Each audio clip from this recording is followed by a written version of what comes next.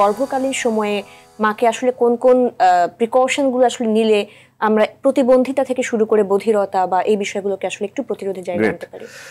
আমাদের দেশে বাংলাদেশের প্রেক্ষাপটে এনভায়রনমেন্টাল ফ্যাক্টর একটা অন্যতম কারণ হিয়ারিং লসের ক্ষেত্রে, যেটা যে কোনো শুধু শিশুদের ক্ষেত্রে না, যে কোনো বয়সের মানুষের হিয়ারিং লস হতে পারে।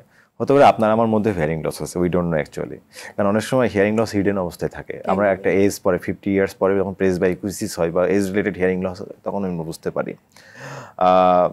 শিশুদের ক্ষেত্রে বেসিক্যালি জন্ম মানে মাতৃত্বকালীন সময়ে মায়ের উচিত হবে একটু হেলদি ফুড মেনটেন করা, মেডিসিন গ্রহণের আগে ওভাবেই কনসাল্ট করা, তারপরে আপনার মোস্ট ইম্পর্টেন্টলি অ্যালকোহলটাকে অ্যাভয়েড করা, স্মোকিংটাকে অ্যাভয়েড করা।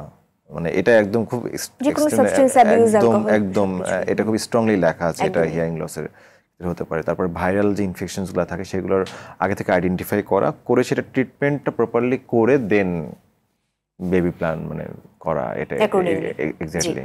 জি, অনেক ধন্যবাদ। আমরা একদমই শেষ পর্যায়ে চলেছি। ছোট্ট করে একটু যদি জানতে চাই যে জনসচেতনতা বৃদ্ধির লক্ষ্যে আপনারা তো অনেকেই আসলে কাজ করে যাচ্ছেন এবং আমাদের এই প্রোগ্রামটাও সচেতনতা বৃদ্ধির লক্ষ্যেই একটা অংশ। আরো কি কি পদক্ষেপ গ্রহণ করা যেতে পারে বলে মনে করেন, ছোট্ট করে যদি বলেন? বাংলাদেশের পার্সপেক্টিভে পাবলিক অ্যাওয়ারনেসটা এই যে কোনো ধরনের ডিসএবিলিটিসের ক্ষেত্রে খুবই কম। মানে মানুষ ডিসএবিলিটিস বলতে পাগল, রোগী ডিফারেন্ট ভাবে ডায়াগনোজ করছে।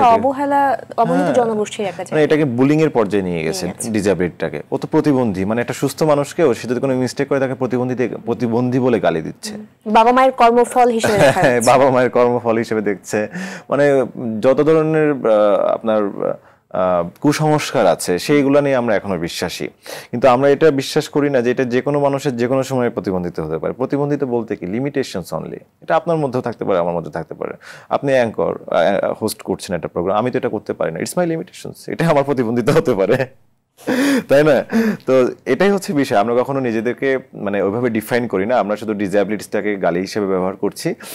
What we can do for the public awareness, আমাদের যেমন মনের কথা প্রোগ্রাম RTV এত সুন্দর একটা ইনিশিয়েটিভ নিয়েছে, এরকম বাংলাদেশের যে স্যাটেলাইট চ্যানেলগুলো আছে তাদের ইনিশিয়েটিভ নেওয়া উচিত।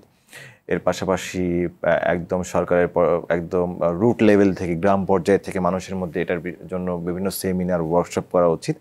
আরেকটা বিষয় হচ্ছে যে একদম রুট লেভেলে হিয়ারিং স্ক্রিনিং প্রজেক্ট, এই কর্মসূচি বাস্তবায়ন করা উচিত। উন্নত দেশগুলোতে হিয়ারিং স্ক্রিনিং প্রজেক্টটা বিনামূল্যে করা হয় সরকারের ফান্ড দিয়ে।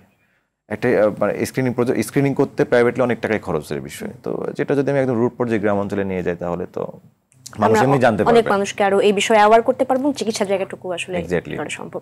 অনেক ধন্যবাদ ভাই আপনার মূল্যবান সময়ের জন্য। আশা করছি পরবর্তী কোনো অনুষ্ঠানে আবার আপনাকে পাশে পাবো। Thank you.